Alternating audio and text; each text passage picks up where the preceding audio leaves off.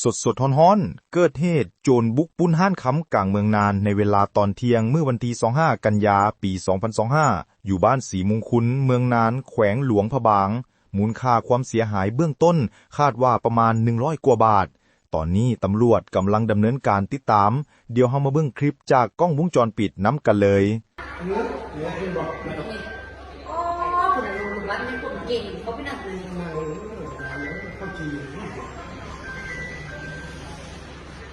เขาเห็นไว้เฮ้ยเด็กค้าเด็กอินไซด์การที่ไหนผมเป็นอะไรที่ปัจจุบันยิ่งเลยเด็กค้าไปทำอะไรที่ยิ่งตายไหมผมฆ่าให้คนยิ่งเลยยิ่งแล้วไอ้คนมันไม่เคยได้ติด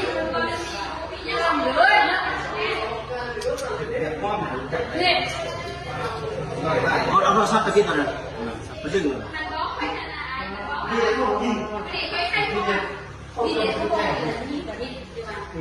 สมัครอยู่เลยอ๋อทำกับเขาหรอ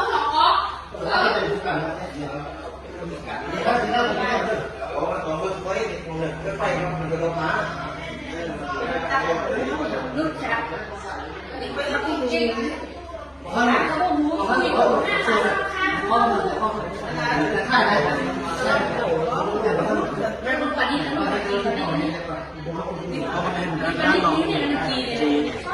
ชอบคนเนี่ยปฏิบัติการลูกอะไรที่ยังปฏิบัตินี่ก็ที่เราไปเชื่อไปที่ยอมที่ไปเชื่อไปนอกสินะแล้วไปนอกสินะยาวบ้านเอาสินะที่ออกไปได้สินะ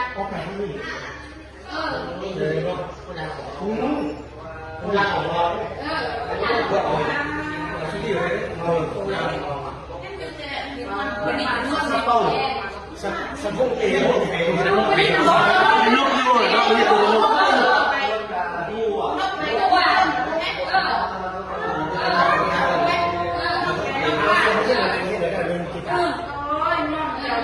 มันไม่ได้ยิ่งตาเนี่ยนี่ที่เราถ่าย